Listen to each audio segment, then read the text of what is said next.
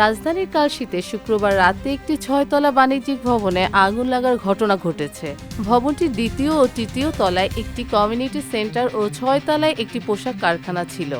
রাত 10টা 22 মিনিটে ফায়ার সার্ভিস ও নাগরিক প্রতিরক্ষা সদর দপ্তরের মিডিয়া সেলের কর্মকর্তা তালহা বিন জসিম বলেন, তারা জরুরি সংবাদ পান এবং দ্রুত 10টি ইউনিট ঘটনাস্থলে পাঠানো হয়।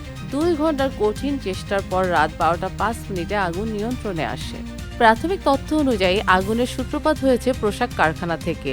এরপর কমিউনিটি সেন্টারে আগুন ছড়িয়ে যায়। প্রত্যক্ষদর্শীরা জানান, আগুন লাগার সময় নিচের ভবনের সামনে শত শত মানুষ ভিড় করেছিলেন।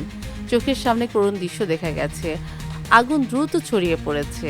ফায়ার সার্ভিসের কর্মীরা প্রথমে জনতা সরিয়ে নিরাপদ দূরত্বে নিয়ে গিয়ে আগুন নেভানোর কাজ শুরু করেন। ফায়ার সার্ভিস কর্তৃপক্ষ এখন পর্যন্ত কোনো হতাহতের খবর বা আর্থিক ক্ষয়ক্ষতির পরিমাণ নিশ্চিত করেননি।